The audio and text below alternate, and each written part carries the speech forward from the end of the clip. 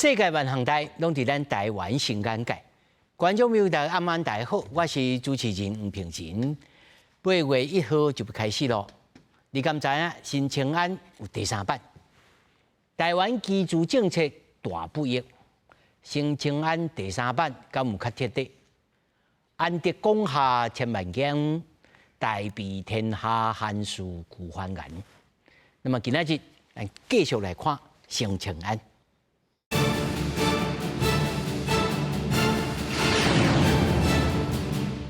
来，首先介绍现场的来宾，头一位，韩国德林科大不动产经营系兼任副教授林王英。主持人、来宾、观众朋友大家好。那么第二位是 OURS 都市改革组织秘书长彭永凯。主持人、各位观众朋友大家好。那么第三位是不动产产业企业研究执行总监徐嘉欣。主持人好，大家好。那么第四位是淡江大学的教授蔡明峰，两位再来到现场，继续咱来关心到新青安3.0八月要来上路了。这个增加新婚家庭贷款的额度会当到1200万。不过立委就提出，敢会有假结婚就离缘啦？那么配偶若过身，这种情形补助要安怎来认定呢？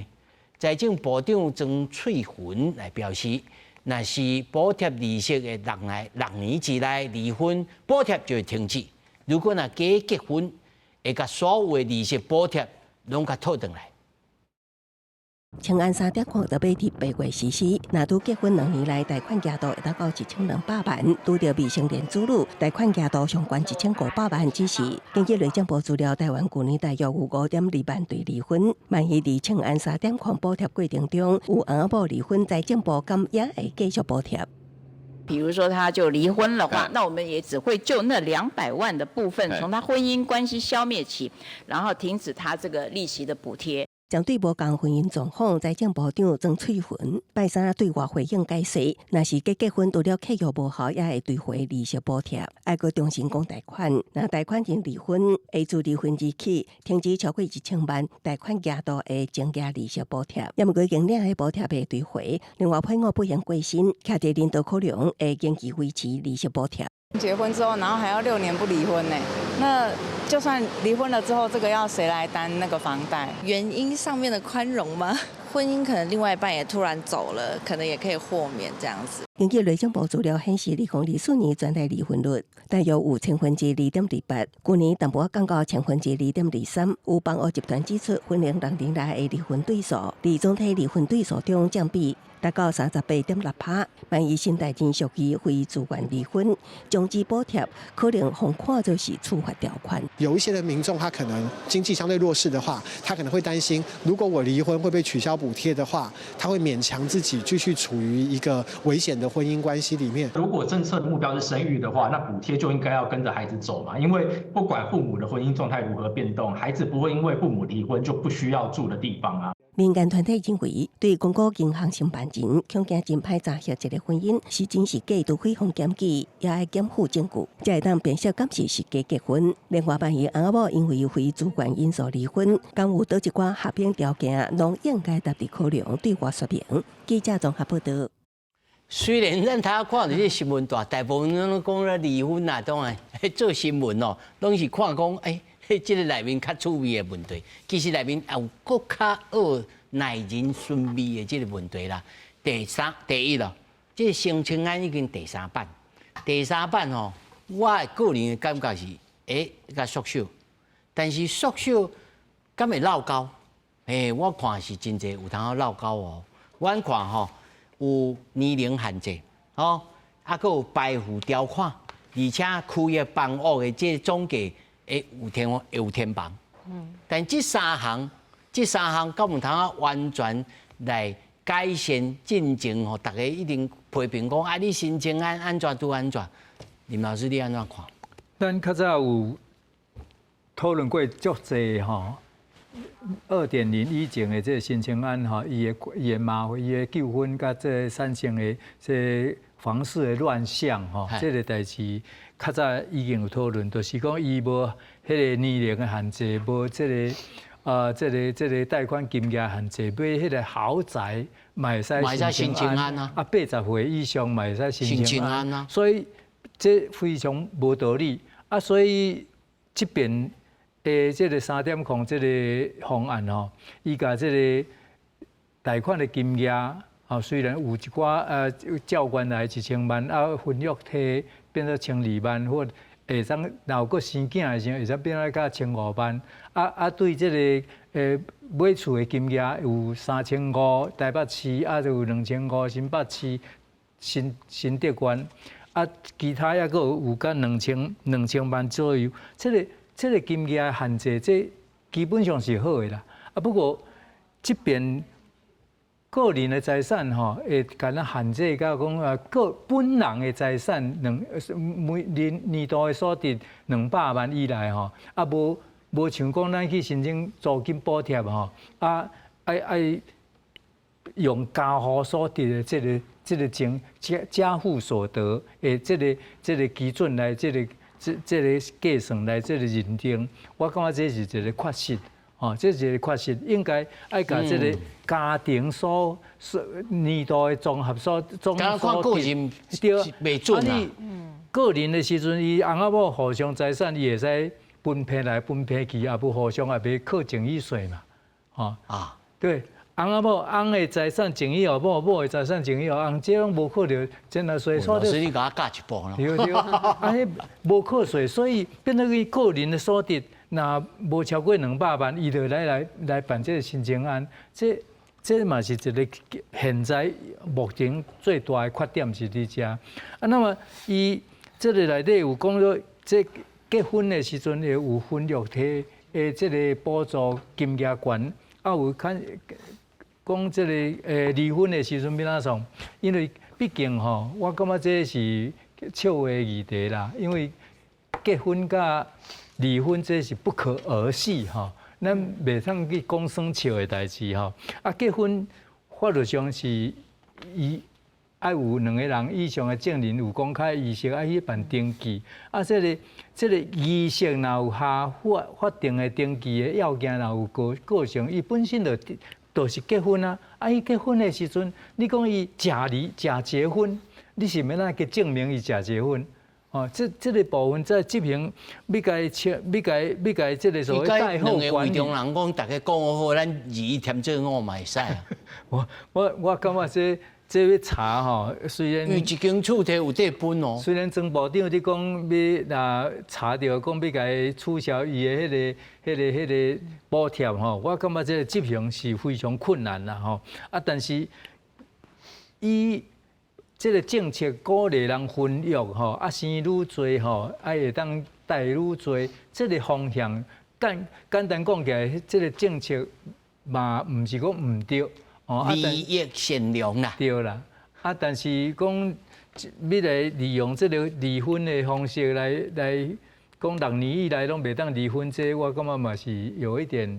可责，因为有的颠倒为了这个厝来缩白个。为着如果你这6年来发生这结婚的对象无好，有家暴，有什么迄款的负债累累，伊无不得不离婚的时阵，你甲伊讲说这个就取消伊的这个补贴，我感觉这嘛是无一定正确啦。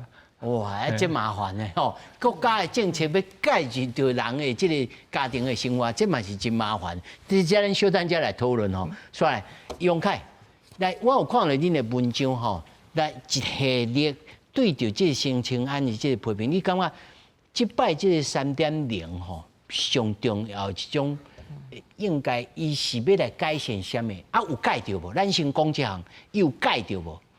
改着了后有。愈改愈歹无？我感觉这主持人问的问题啊，问题真好啊。我感觉讲，简单讲，咱甲2件代志分开啦。第一件代志讲，大家要买厝，好，我感觉买厝是老百姓的自由啦。反正讲伊有钱，还是讲伊银行要借伊钱，伊就去买嘛。这我感觉都这本来的。那这嘛讨论的政策是讲，你买厝。政府爱给你补贴，这是2件代，补贴就摕所有纳税人钱来讲。所以咱问讲，为什么你买厝，政府爱给你补贴？啊，问题是讲后摆的厝起价，你也袂分互政府啊，对不对？所以问讲，咱的政策啊是要做一种补贴的政策，我全世界拢共款。迄分开讲，全世界透过银行的体系融资，支持老百姓去买厝，迄拢有，大概国家拢有。可是讲，也是有一个国家讲做讲，伊也针对一寡特别的人，我另外要甲你补贴，包括咱就用利息的补贴、经济的补贴，伊就爱讨论讲。为什么我这个政策我补贴的目的是啥，对吗？所以基本上大家各国的看法，基本上咧，伊咧补贴的人就是讲哦，差一步就他买厝的人啦。意思就讲啥，就是再差一点点就可以买到房子。差伤远的你就免想。差伤济，超成你补贴无意义。啊，伊本来就有法度来去补贴的人，买到厝的人，你为什么补贴？就讲不要锦上添花。就讲，其实你无差你一个月补贴你几千块的利息，伊嘛是他买厝的啦。这种的你爱补贴无？啊，另外就讲，伊差伤济，你敢爱补贴？啊，所以讲回到咱新青来进前上大的问题，就这个问题无讲清楚，因为咱无所得限制啊。所以只要要去申请的人拢申请。啊，所以我迄当阵，即马大家看的数字，拢是阮1年前，阮透过立法院去透出来，后来大家拢伫问，拢是用阮吹出来数字，就是讲有的人超过300万、400万，伊嘛通借钱；啊，有的人所得低于100万，咱嘛借钱好买。啊，这敢对？你也讲，有影讲伊也是讲钱无够，你借钱互伊买，他以后的还款的风险杠杆会很高啊。啊，是不是代表讲伊就是怕算要用一个？前面的几年不用缴利息啊，等的房价高就来炒，所以讲我讲这下是上大的问题，讲到底这个政策要帮助谁？啊，这讲啊清楚，就是咱今日讨论年龄、所得，还是讲要不要养小孩，这拢啊清楚。所以讲咱政府即马，我感觉就是咱所有的讨论拢无把这个政策讲啊清楚，讲咱这个政策到底是要达成什么效果？啊，我另外补充一个背景，大家就知影。其实台湾应该讲台湾政府补贴老百姓借钱去买厝，其实咱差不多正式做，李登辉总统时阵开始做，应该是从1997的金融风暴时阵开始做。咱虽然历经了李登辉总统、阿扁总统、马英九总统、蔡英文总统，甲即马赖清德总统，咱看到的趋势是啥？我简单讲哦，早期政府拢讲借20年就爱还，咱即马后来讲变借30年爱还，即马他借40年爱还。无，即马是你几岁加起来无超过80年。我讲前排这是即马改过来吼。即马加对啊80个。啊，早期啊上早像阿扁迄当阵借450万，啊后来马英九是讲做800万，咱即马他借1000万。啊，应该宽限期嘛无遐久，所以咱看咱规个政策是安尼，咱政府就是借愈济补愈济，可是咱厝价愈来愈贵。所以讲，你也一直用这个，我来问讲，你也是用这个方式来帮助老百姓解决伊买厝的问题。你也用历史来看的时阵，其实老百姓负担愈来愈重嘛。你看得知嘛？过去咱讲借450万，你就通买厝啊。即马搁爱借1000万，你可能无够。我应该袂使讲这唔是正办，就是讲这项代志无法度彻底解决这个问题，那么可能还佫有其他的代志会引起着房价不断来碰撞。不，我感觉这问题，我感觉是爱分两块。讲我都讲嘛是安尼嘛。买厝是你老百姓的自由，你的经济能力，你负担得起，你就去买嘛。这是我感觉这就是自由市场的行为，对不对？这嘛部分来讲，为什么政府爱特别来做补贴？啊，所以咱今日讨论是讲，爱甲补贴这件代志讲啊清楚。补啥？什么人爱补嘛？啊，就讲是不是第一届买厝较补就好？就补首购族，我讲国外真侪补贴就是只补贴首购族，唔是像咱台湾讲的讲什么名下无厝，讲伊补贴讲你这世人第一届买厝，政府去甲你帮助。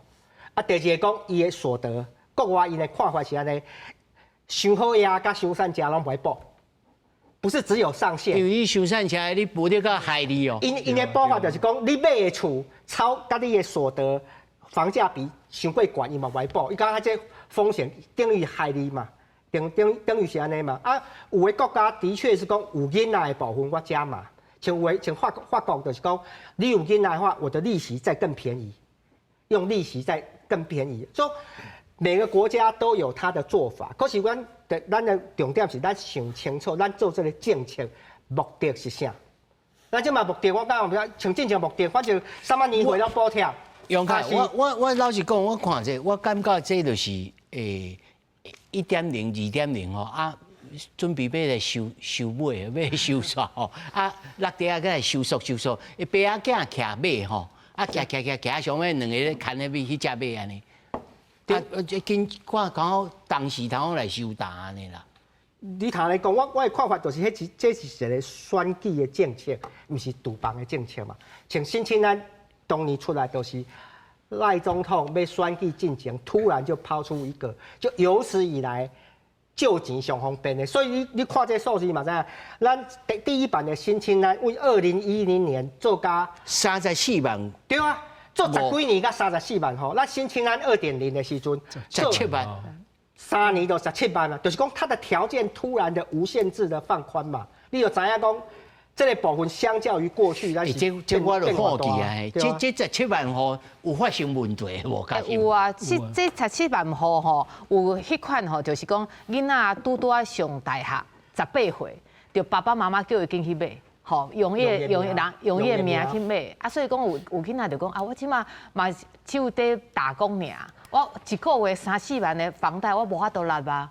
所以讲你就看到讲啊，有家庭吼，因为讲找囡仔去做人头，所以大家无啥欢喜，这是头一个。啊，第二种状况是安尼，是吼，若是讲我人住伫台北。吼，啊，我即马看高雄吼，应该起价，嘿，我就紧去高雄买一间啊，啊买一间了后啊，我就去申请迄个新青安2.0，啊申请了后以后吼，我就租别人，啊除了讲吼，我会使领即个补助以外吼，我迄个租别人，我每个月佫有迄个租金入来，嘿，租金入来，吼。啊，尾啊，因为即款的状况实在是太济咯，所以讲财政部就互立委互立委骂嘛，啊骂讲了伊就去查，啊，阮有迄个客户吼，有人去查这，伊是安怎查吼？头一个是查讲你的户籍甲你的买厝的所在是毋是共款的？哦，若是讲无共款，伊就怀疑讲啊，你就有问题。啊，第二个是讲去查讲吼，你这个户头内底吼，敢有迄个无正常的迄个固定的金流？就是讲吼，我每个月可能你就袂起就汇钱互人头啊？对啊，汇钱互人头啊，若是讲汇钱互人头，这是头一个。啊，第二个是讲你每个月是毋是有租金入来？收入。啊，就用即款方法去查。我有听过，我有一个朋友讲吼，尾啊吼，因为公股行库的第一线实在是太可怜啦。伊去查啥无？伊去查你的水电，你的电费甲水电有到迄个标准无？若是讲你这间厝吼买了吼，水电拢是足低迄个无人大，吼，伊就掠讲啊，你这一定是吼做投资吼。所以就该追回来。啊，这款的状况吼，讲实在，拄则秘书长讲一个代志是讲吼，阮迄个政策补贴啊，我是感觉政策补贴有一个问题是，因为民众会知影讲吼，这个政府到底是按算要拍房，还是要鼓励？所以迄当阵吼，阮2023年新安2.0，迄当阵要起来的时阵啊，进前大家就听讲有这款这优惠要来啊，好康要来，所以讲大家拢无要买。啊，阮迄当阵吼，青安上来了吼，阮市场上的尾售量就是除了这个市场要买厝吼，大概半年减少30%。所以讲你看吼，我若是讲即摆市场有100间厝，啊，即摆剩70间，你讲计销敢袂起？这一定会起价啊！所以讲这是头一个问题。啊，第二个是讲吼，因为伊这个补贴啊，拢是补贴迄个较低价的厝，啊，较低价的厝，你即摆买即款低价的厝嘛，那就是首购族，吼，就是经济较有困难的啦。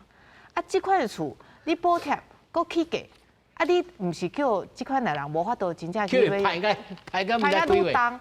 啊，即摆吼，伊讲即摆你看吼，有一个，而且我们的迄个规定内底吼，很喜欢设总价。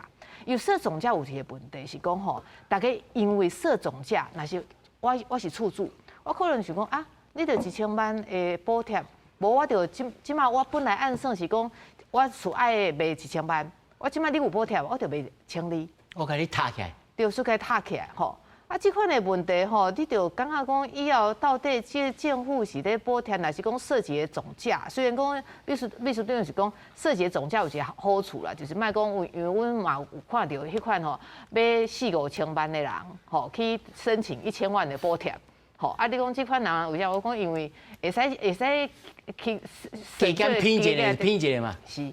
啊，所以讲你就看到讲啊，这个市场市场迄个乱象吼，因为这个补贴的关系吼。但是咱回头来讲，如果若亲像秘书长所讲，你就爱设定迄种可能佫差1点仔就会当买，啊，买起来咱真轻巧，安全出来，这个条件等于我们通设定甲真清楚，啊，袂定打，啊，无这个空芳互大家来弄，敢有法度？我是感觉有困难，因为吼，咱迄个。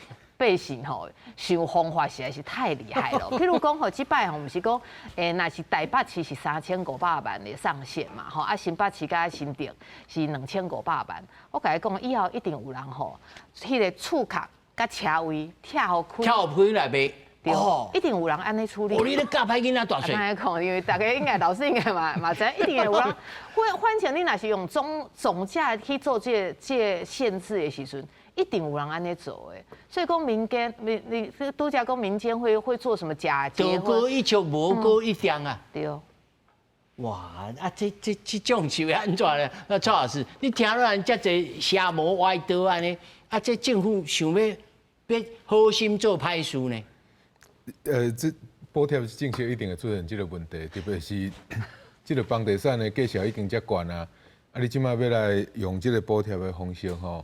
来帮助这个人会当买起厝，坦白讲是较困难啦，因为主要的原因嘛是咱伫这部已经讲过几落件，就是房价伤悬啦。你即马为着讲无爱互批评，啊即马去设一个房屋的总价吼，大家应该知影，即马你用厝也是白迄停车位，你嘛会当白装潢啊，看你安白啊，你安怎白拢会使嘛。啊，所以政府去设定这个方式，其实我嘛毋是真好。你拢甲教一寡有诶无？你敢若会当，互伊慢慢啊退场啦，讲较坦白的。因为你讲像这种方式吼，其实你讲翁仔某人2个人因想要买厝吼，其实你嘛无需要讲你一定爱结婚啦安怎？你就是你2个人，你若拢伫200万以下，因为你设定的是个人嘛。就你咧锁定来200万以下，恁2个人就会当用这个额度，就去买一间厝嘛。啊，你买来拄着啥问题，这是恁2个问题，这个袂去牵涉着讲，政府敢会去烦恼讲恁2个是。结婚无结婚？啊，我若2个人，啊，我若家己一个人，啊，我要买这间厝，我有2个人买这间厝。其实不管你有要生囡仔，你无要生囡仔，咱今仔日会有这种的政策出来，主要的目的就是要互一般想要买厝的人。买起厝的人，伊有法度买厝的人，会当去买着一间厝嘛，较紧去买着一间厝。所以你无需要去，这无管你有生囡仔无生囡仔，你有结婚无结婚，你就是会当去安尼买。所以我感觉有当政府想伤济啦。第二点就是讲吼，你去设定迄个所得伫200万以下，坦白讲，你伫200万以下吼，你买3500万的厝吼，我唔相信讲全台湾偌济人有哪会敢安尼着钱就落落去，大家有哪是派房贷别遐骗窜，所以讲你若真正感觉讲3500是一个限制，你应该有一个迄个底坎嘛。比如讲，你就是年薪上无爱100万以上啊，你才会当去买一间厝啊。无你就会出现着拄则迄个家庭总监讲着，就讲囡仔我今仔日若18岁，18岁来，人头小姐，我都无锁定啊，但是有符合伊的要求无？200万以下有啊。但是我若设一个100万以上的咧，你就无法度啊嘛，你就毋免去烦恼讲，啊，这4大人本来就有能力去甲囡仔买厝，啊，即摆伊就消摊，伊就感觉讲啊，政府都有一个补贴，无用啦，无用的就甲摕来用，你就会当互你的资源吼较集中，会当真正去帮助着遐想要买厝的人。我是感觉，这个政策已经安尼啊吼，咱去讨论讲这政策好歹，我感觉这是伤慢啊啦。但是咱若讲真正政府，因为这礼拜上尾啊一礼拜吼，新青安，啊，还有地改无？嘿，啊，你若讲伫，无地改，你若讲伫8月初要开始，其实你就会当讲看有法度讲尽量把这个资源用互这个有需要的人无啦。所以我是感觉讲，安尼政策当然有真侪问题啦，但是这问题已经造成啊啦。咱要讨论是讲安怎互这个问题慢慢减落来，但是有一点仔上重要，我是感觉讲，你迄个宽限期吼，用5档吼，实在是真长啦。谁讲会真长咧？因为宽限期5档，这当然是伊的规定上长会当接啊到5档，但是银行要有你5档无一定。啊，什么人有法度互伊到5档？我若真正骗啊作案的，派帮贷骗啊作案的人，派贷款骗啊作案的人，我拄好会当接个5档。啊那你即马物价当咧起嘛？这礼拜美国要讨论伊的利率的政策，虽然讲未一个时间就起起来，但是伊未来若利率降起来咧，你调水就重视你就调车啊，你就马上你就来袂起啊。所以你若互拄着遮的人，啊，你拄害遮的人拄去害着遮的帮贷，拄违约的风险就真悬。第二点就是讲，啥物人会当用着5档？比如讲，你的经济能力也袂歹，银行讲看你都一定行得起的，伊就互你5档。但是这个人你都无需要5档嘛，你得资源就加嘛。所以不管你往对一个方向去想，你用5档其实是无啥适合的啦。啊，5档毋是毋免行利息呢，毋是讲哦，我这5档啊，就怎啊利息甲你让过，5档我嘛是爱纳利息啊。所以你想要互大家讲啊，利息的成本啊变啊较悬，其实像这种的设计吼，其实我嘛是无必要的。你过去5档，你即摆3档，啊，你若感觉讲真正大家买厝买袂起，你应该想讲房价谁会遮尔悬，毋是来想讲安怎讲，甲继续甲补贴甲幼儿堂扣。奇怪咧，在座四位拢会想到，啊是安怎出来，也是3.0，啊佫是集体的哦。这我实在是参不透。我即几工一直咧想讲，明明知影可能过去有一寡吼，啊，但是要来改，伊佫无法度来直接改嘛歹势，可能也无法度直接收起来，因为收起来，老师，我突然间想到，啊，如果若是2.0的，啊，伊即马佫3.0的，啊，中间有的人要按照这个情况不接，敢有可能会产生问题咯？对，我较早就讲嘛，讲这有说易放难收嘛，这已经开放的迄个部分，这边。2.0甲3.0应该还佫小可有数，吼，比如讲你200万这有数，这内底还佫有这个所得金额吼，而且天棚吼买卖金额有一个天棚，这拢有数，但是即马实务上你就是讲，即马咱7月底以前申请的，吼，无一定我7月底以前申请的人，我有结婚啊。我申请的时阵是2.0，这要安怎创？这应该是财政部是咧讲叫人讲爱办贴案啦，贴案了后来申请3.0新案啦，吼，这听众没观众没有啦，有这款情形的时阵，应该是爱去紧贴案，等到8月初以后吼，再来申请新案啦。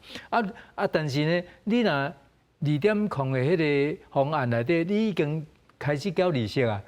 开始已经这边这就已经你有这个自有主体啊，自有主体，所以你已经就是适用2.0迄个概念所以3.0的这个部分的方案对伊来讲是无好用，对，所以这吼这个问题拄仔讲就是讲，咱主持人伫讲这个骑驴。农夫骑驴还是孙子骑驴，两个一起上去，大家拢会当批评。这问题是已经，既然继续去实施的时阵，问题应该同款存在。那么银行甲财政部，我感觉这就是讲，你即摆要实施这个方案的时阵，你应该从贷后管理还是要加强稽核的，包括拄仔你讲这个该买来了后去租人户籍无伫遐，户籍无伫遐，户籍伫遐的时阵，真正无住遐，这是要哪查？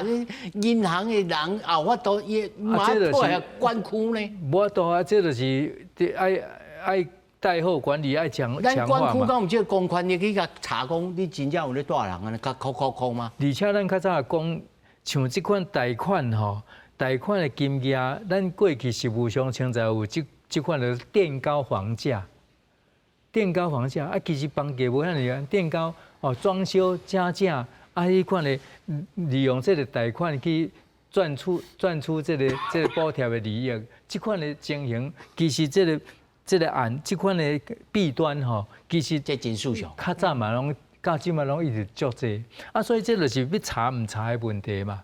所以贷款这个新青安，这产生这款的继续咧办的时阵，这款的问题继续是存在啦。啊，整体来讲，就是讲政府后续还是爱去加强这个。是，我问一句吼，敢有可能餐就甲剁起来？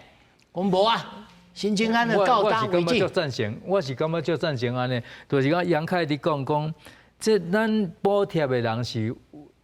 敢你讲领一站，搁领一站的时阵，伊就有法度迄款的人，你甲伊补贴，吼，啊，你甲伊补贴，利息补贴啊，什么迄款的，这个情形是会使做普遍的，这个会使个针对这个人有需要。该想办法。对，啊，你无贷款能力的人，你经济能力不足的人，你甲伊揠苗助长，哦，啊，揠苗助长的时阵，你点都害着伊嘛。哦，啊，这个人咱较早就讲甲足这边啦。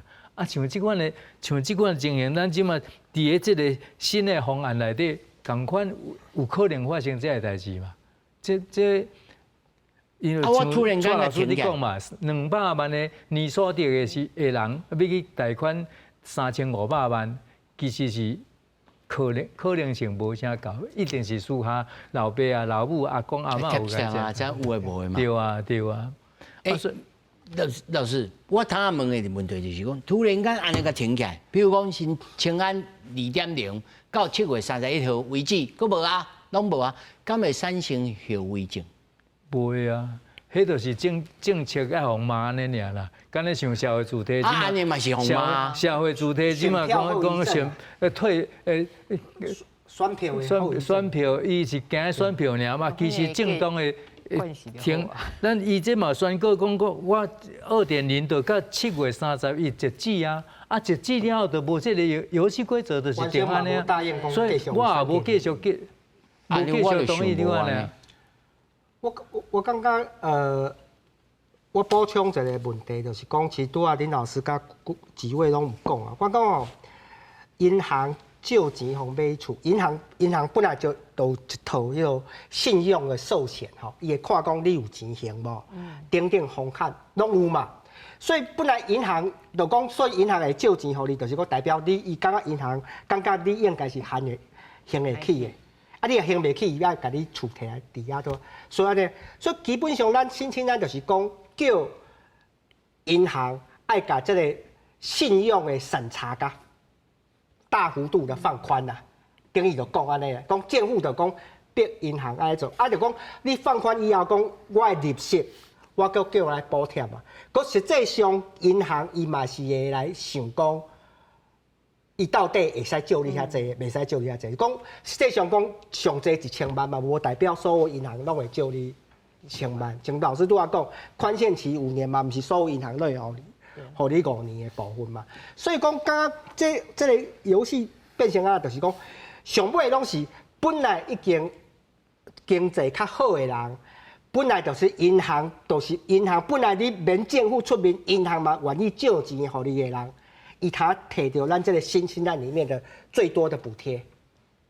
你知影这个逻辑？你知影这个讲，本来无新青安，这银行嘛拢会借你钱。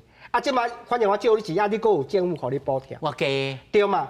啊，所以讲，咱来问讲，我们要帮的啊，就是讲太没有钱的部分，我即摆问题就讲，因为过去这银行根本袂借你钱的人，咱政府安尼拍，变成伊嘛入来借钱买厝，啊，我讲这个部分是无应该，因为这个有很大的风险。无第二点就是伊根本买厝就是要来坑5年，啊，就要来转卖赚钱的嘛。就因为你叫伊宽限期了以后，伊就无法度拿袂起啊。所以就反正我买2、3年，反正厝价起5%我就卖嘛。所以咱讲，咱因为咱制造一个这样的一个这样的诱因，所以咱政府变成我开足侪办法去查讲有人是真的首购族，还是有人去转租等等无。所以讲，你知影我的问题，讲你都要问讲什么假结婚等等问题是讲，咱政府制造一个可以赚那个利润的漏洞啊，大家就讲啊，这种的。不拿白不拿啊！大家都来弄嘛，啊，大家弄是，所以政府又要花很多力气来讲啊，你到底是真假，我可以查嘛。所以我讲这个部分，整个制度就是讲政府要想清楚，你啊一开始把你的补贴的想法想啊清楚，到底要补贴什么人？我感觉这个部分你都要想啊清楚，都这等于做一点点解决。我刚刚有点是我们现在遇到的所有问题都是政府自己创造出来的，好。都创造出来，当然我也讲说，杨凯，我家己个人认为，虽然讲是政府创造出来，嘛是选民甲创造出来啊，唔是吗？袂安讲，我刚刚讲这个部分应该是安尼，因为我刚刚大家有一个基本的常识嘛，讲救急嘛是爱行嘛，就讲你即嘛袂安讲，应该用一个广告就是安尼讲啊，厝真贵，就房子太贵买不起，要怎么解决？可政府如果要讲嘛，我们要有别的住宅政策，是不是我们房价要合理？我们央行整个金融管，我政府的部分就讲，我借够啊侪钱，互你买厝，你知道？用这个逻辑是不是能解决？就讲你即嘛这个物件伤贵，你买袂起，所以政府就讲，我就借够啊侪钱，互你来买。所以我们会陷入一个这样的矛盾嘛。我整个事情，我觉得我们现在是陷入一个。这样的一个恶性循环，我刚刚是咱先咱上我感觉这个政策的循环的趣味就在这。咱拢知影讲会安呢，是安怎咱选出来的政府，不管多一个政党哦，吼，大部分。嘿，我拄啊讲啊，因为李登辉甲咧，大家政党拢是用这个款啊，吼啊，这是什么心态？我要问一下嘉欣哦，唔是要讲叫你讲政治的代志，是讲。这3年，新青安出来了，到底房价起偌济？若是讲是台北市的时阵，台北市还好，差不多是2成以内。啊，可是讲吼中南部吼，迄个效果较明显啦。譬如讲高雄啊，譬如讲台南嘛，这个所在吼，若是有较迄落为话题的所在吼，有迄款厝拢起1倍以上。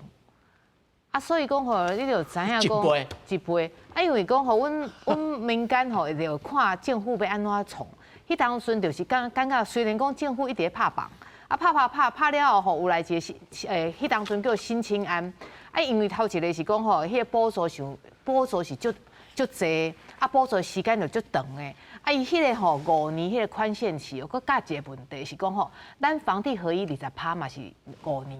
所以讲，你唔是讲用另外一个方法，大家讲啊，你着上歹，你着破5年，啊了后以后才就卖掉，啊你搁会使趁钱，啊搁税迄当阵你都会使交20%尔。啊，所以讲你用这款的方法，我是感觉讲，若是讲真正是补贴，吼，你着单纯补贴。若是讲啊，我是一个年所得吼，像拄则蔡教授讲的，讲啊，你年所得在多一个区间？上无爱100以上。嘿，啊，上无你爱负担得起，吼，这是头一个。啊，第二个是讲吼，你若是讲吼，迄个没有那个户口甲迄个你买厝的所在无共款，这嘛应该爱小淡薄仔小处理一下。吼，无你看，若是讲我台北，因为我看高雄、看台南，就足俗的啊，我一定会凊彩去，一定，若是讲做投资的想法的话，紧落场啊，紧来去买啊，啊，所以讲你对着迄个房价较低的所在的人，实在是无啥公平，因为因遐房价较低的时阵，本体就是有结构性的问题。不过咱天阳讲，是新青安促使着房价起价。还是讲，其实是政府啊，还有其他因素促使着房价来起价。咱唔通一直讲啊，新青安做歹，无唔对，伊的确在政策上有缺失，但是伊是造成房价起价的因素之一吗？迄当阵的时间实在是太好啊！为什么呢？因为吼，离2023年迄当阵，虽然除了新青安以外，还佫有股市上好，啊，就市场有 AI 的话题，有科技的台就走去遐。啊，迄当阵走 AI 话题、台积电的话题，迄当阵迄个所在拢厝价较低。啊，所以讲你讲这资金入来了，当然迄个房价就起来。所以嘛，袂当讲新青安的问题啊，而已啦，啊，佫有其他的吼。老师，啊，若安尼，啊，股市咧好，啊，大家就去炒房，啊，这是要安怎来压制？咱就一直讲啊，房价伤悬高，咱也讲过真侪届啦吼。地方的这个占地税，吼，落爱你爱创，啊，中央啊土建用的这个资金。安尼啊，但是讲是安怎这个无限的循环呢？一直搁循环呢？其实我嘛每一个政党拢会拄到这种问题哦。有一个足大的矛盾，就是那像真侪政治人物拢感觉房价袂当落啦，感觉股市袂当落。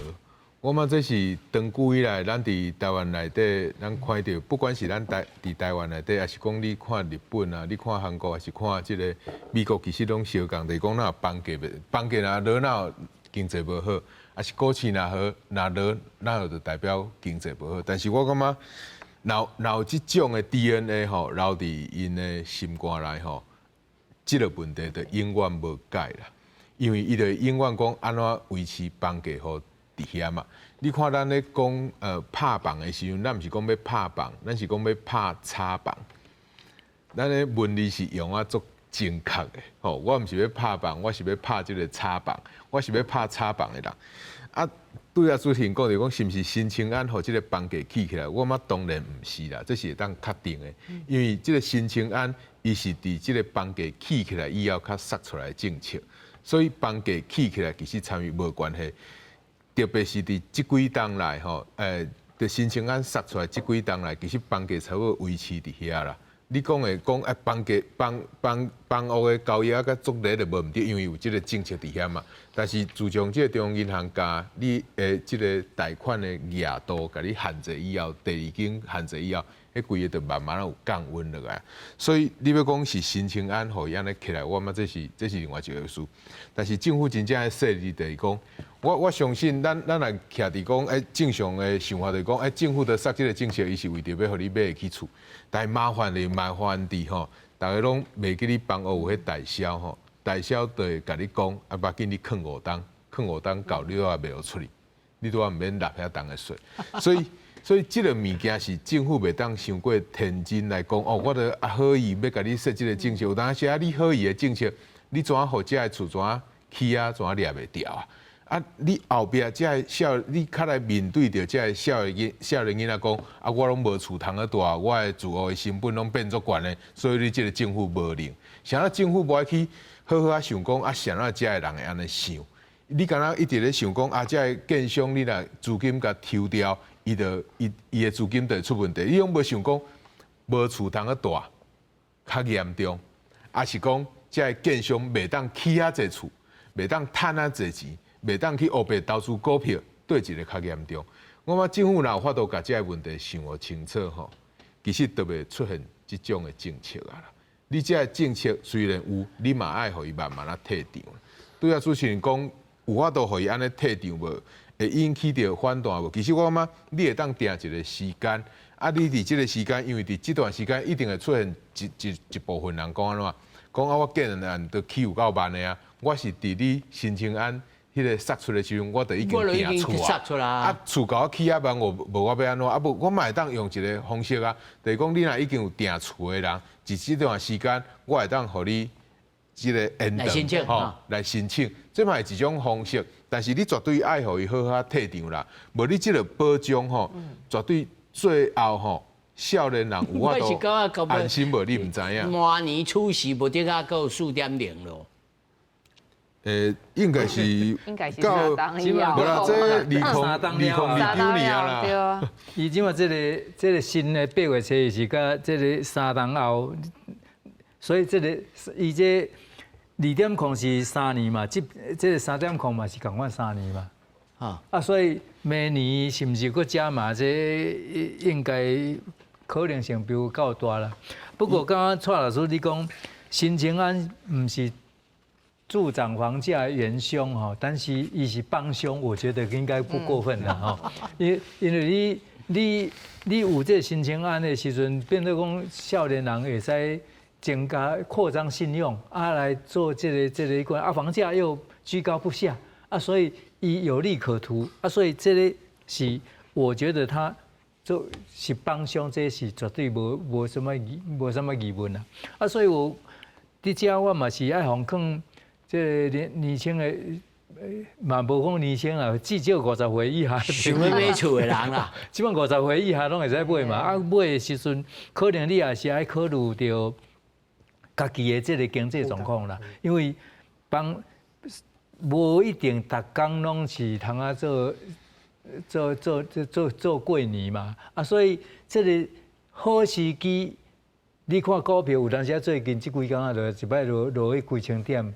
韩国我看你迄股票嘛，拢安尼大败这是所以经济这个代志，咱一般人观众朋友无一定会当预测。咱若安尼看股市安尼起落落买厝较好。是啊，变做安尼。所以买厝若是为着安尼，即马拄啊蔡老师你讲利率，如果若是拢开始起你的负担是毋是拢会负担会起？这个人爱非常慎重去思考啦。但是以咱 ours 的这立场咱一来拢主张讲这个社会主体爱紧起啦事实上，这个社会主体就起得足慢的嘛就要取得用地啦无就起的所在啦，这问题。有的人主张讲爱学韩国，你个大建商你咧起的时阵爱。必须你就爱起一寡起本呢，这个社会主体起喺你的这个主体的边还是下骹安全都安全。这种政策敢通好来移植来台湾吗？我觉这不哩复杂我感觉讲我的看法是安尼啦，讲咱今日讨论的部分我感觉讲你要买厝是一件代志。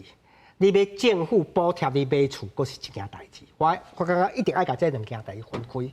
你也要政府补贴，我们一定要有正当性，而且政策目的。像讲咱政府一个月几千块的租金补贴，社会主体拢查来查去什么夫妻的财产，咱政府的租金补贴嘛该查讲，你是不是冒领嘛有人摕租金补贴，实际上无伫做拢会查。那为什么咱？借钱补贴去借钱买厝咱就买，咱感觉讲无应该去查。我感觉讲补贴，这个讲你为什么补贴的道理讲话清楚，就要严格。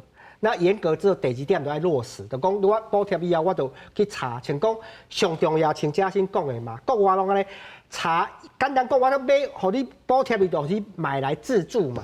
你也讲你甲我摕钱去，我补贴你你间厝你无要住。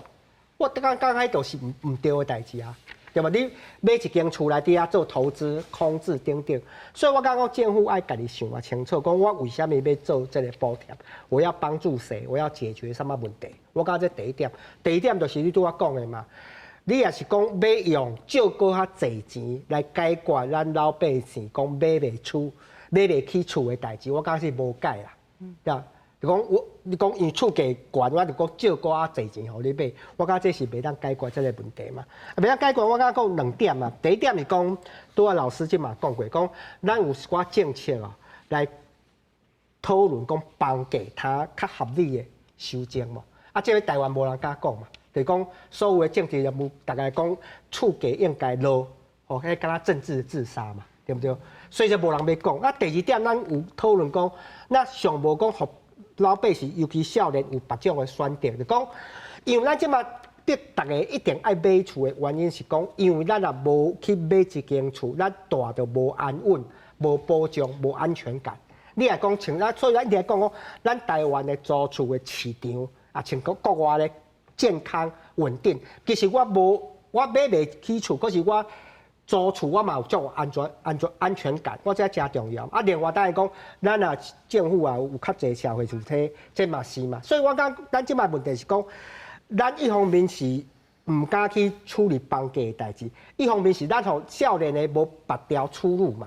到即摆所有少年嘛是讲，因为社会主体无够嘛，咱租厝嘛无保障，所以我一定爱买厝，我较有一个安全感、安全感等等的。啊，这个逼大家拢一定爱买厝啊！我讲你也是一直陷入这种循环，我就无改啊，这个无改啊。我这是我的看法。我也是不断的想讲，政治人物拢是咱家己选出来，某种程度也代表着种民之所欲啊，常在我心啦吼。伊想的就是讲，我要互选民大家欢喜嘛。所以有啥物款的选民，就可能有啥物款的政治人物。但是就整个的房屋的市场来看，我唔知影嘉兴，你有看到讲，即摆的人较无共款啊，愿意租厝租一世人啊，不爱买厝啊，敢有安尼？较济吗？租厝租一世人无爱买厝的人吼，通常唔是讲家己自愿去处理这个代志，通常拢是买袂起。啊，可是讲即马有包租代管，因为迄个租屋正常化了吼，有愈来愈多的少年仔愿意去租厝，啊，所以讲用租厝导时机这想法，导时机这想法来做即马迄个居住的规划，这是阮感觉到讲即马市场若是讲真正租厝的人，因为租厝的人头一个是讲伊真正可能没有头期款，啊，第二个是讲伊可能厝内负担伤济。负担伤重，啊，第三个是讲伊可能工作无啥稳定，所以讲伊伊就讲即摆有法度吼，租着比如说社会主体，吼，会使提供较好的方法咯，互伊做迄个居住的方法。啊，可以讲你真正买厝这个代志吼，大家即摆吼心里面若是会使吼。拢嘛是想要买厝啦，吼，除了讲吼以后袂互厝主赶去外口大以外吼，啊，第二是讲吼，你即马有一间厝，大家心态还是共款吼。对，你会使去做迄个周转啊、贷款啊啥，这是足侪人的想法的。老师，那对总体经济来看，其实咱的人口一直在降落，哦。这个房屋的空厝的是愈来愈多哦，乃至到讲，大家还佫想要家己有厝，这在经济安排上要安怎来处理呢？我较早我嘛会安尼想啦吼，但是因为空厝的所在，参人济的所在都无共所在，所以若要回答主持人的问题，就是讲，今仔日大家若拢往台北市、新北市、桃园市、遮六都，系啊，你永远都无够嘛。啊，即马大家咧讲。因为有继承的问题、遗产的问题，所以会有足侪空厝出来，无唔对啦。可能伫台北市嘛有一寡空厝啦，但是遐个空厝参真正有需求的人都差有够侪。特别是你若伫个较好的即个地段，还是讲迄辖区的所在，今仔日即个邻居若甲厝卖掉要搬出去，另外一个都随贴入去嘛。啊，所以永远空出来拢是遐个较偏僻的所在，也是讲伫捷运上远，啊甚至讲无捷运的所在，所以会出问题的所在，拢是伫上边仔的所在。你若伫讲伫较市中心还是市中心外围的，其实这是足歹改的啦。